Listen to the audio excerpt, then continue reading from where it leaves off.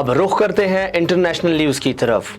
Ukraine روس حملے کے بعد پہلا یوم آزادی منا رہے ہیں۔ اس موقع پر برطانوی وزیر اعظم بورس جانسن یوکرین سے اظہار یکجہتی کے لیے ایک بار پھر کیف پہنچ گئے۔ برطانوی وزیر اعظم بورس جانسن نے کیف میں یوکرینی صدر زیلنسکی سے ملاقات کی اور انہیں برطانوی حمایت کا یقین دلایا۔ یوکرینی صدر زیلنسکی نے برطانوی وزیر اعظم بورس جانسن کا شکریہ ادا کرتے ہوئے کہا کہ مکمل پیمانے پر روس جارحیت کے پہلے دنوں سے ہمارے ملک کی غیر سمجھوتہ حمایت پر ہم آپ کے مشکور ہیں۔ تھائی لینڈ کی آئینی عدالت نے تھائی وزیر اعظم پریوت چان اوچا کو سرکاری امور کی انجام دہی سے معطل کر دیا۔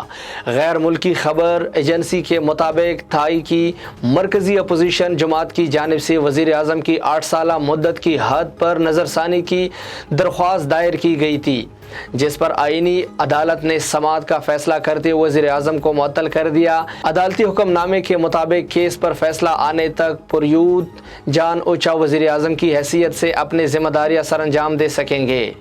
یوکرینی صدر زیلنسکی نے کہا کہ یوکرین کی سہولت یونین سے علیحدگی حاصل کرنے کے موقع پر روس کی جانب سے ایک ریلوے اسٹیشن پر کیے گئے راکٹ حملے میں 22 افراد ہلاک ہو گئے ہیں۔ اقوام متحدہ کی سیکیورٹی کونسل کے اجلاس میں اپنے ویڈیو خطاب میں یوکرینی صدر نے کہا کہ مشرقی یوکرین ریجن دونیتسک سے 145 کلومیٹر کے فاصلے پر موجود چھوٹے سے ٹاؤن چیپلن کے ریلوے اسٹیشن پر روس کی جانب سے راکٹ حملہ کیا گیا۔